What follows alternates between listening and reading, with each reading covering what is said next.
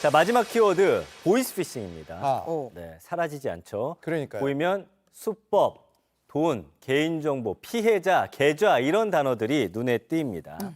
보이스피싱은 저희가 이제 뭐 변호사분들과도 얘기 많이 합니다만 뭐 사건이 뭐 계속 매일 나와서 저희도 항상 많이 다루는 주제예요. 또 어떤 사건이 있었습니까? 자, 수법도 계속 진화하는데 네. 이번엔 그나마 천만 다행인 거는 요거 이제 인출하시기 전에 피해자가 막은 경우예요. 아, 당시 영상을 좀 같이 한번 보겠습니다. 그렇죠. 아, 은행이군요. 네. 굉장히 불안해하시고 계세요. 네.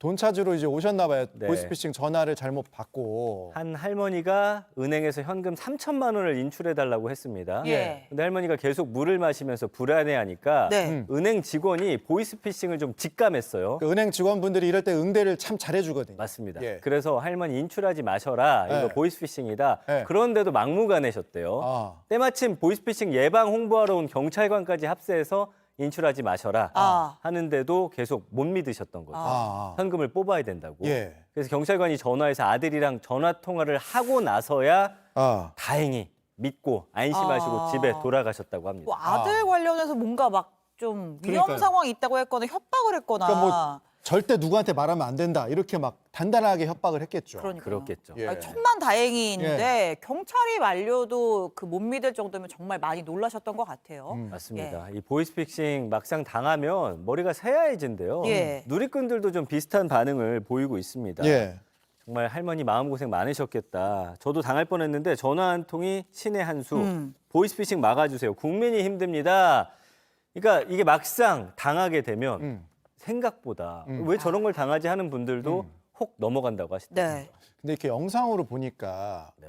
그러니까 피해자분들이 은행에서 이제 도움을 주고 또 경찰이 오는데도 설득이 쉽지 않은 상황을 경찰이 왔는데. 영상으로 보니까 또 이것도 참 심각하네요. 맞아요. 예. 뭐 이제는 그 번호까지도 네. 아예 아들 번호로 직접 전화를 한다고 그러니까요. 하잖아요. 요즘은 또 AI로 목소리를 똑같이 만든다고 합니다. 맞습니다. 가짜 전화를 걸어서 그 사람의 목소리를 따가지고 그걸로 만드는 거죠. 그래서 자식들 우는 목소리 들리면 당황하기 때문에 그렇죠. 사실은 무슨 말이 잘 안 들린대요. 그런데 이렇게 경찰이 와도 피해자 설득이 어려운 경우가 많으니까 한 경찰관이 답답하다는 심경을 토로하기도 했어요. 예. 예. 한 온라인 커뮤니티에 올린 글인데 예. 좀 만나볼게요. 뭐라고 예. 쓰셨냐면은 자, 보이스피싱 피해자 보면 정말 답답하다. 그들의 피해를 공감하려고 해도 도무지 이해가 안 된다. 인출 목적을 물어도 너네가 뭔데 상관이냐라면서 오히려 경찰인 나에게 소리를 지른다라는 겁니다.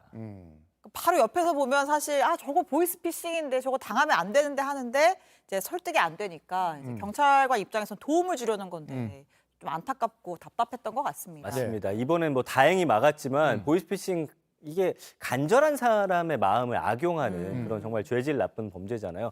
매년 피해자가 10,000명 정도 계속 발생을 하고 있습니다.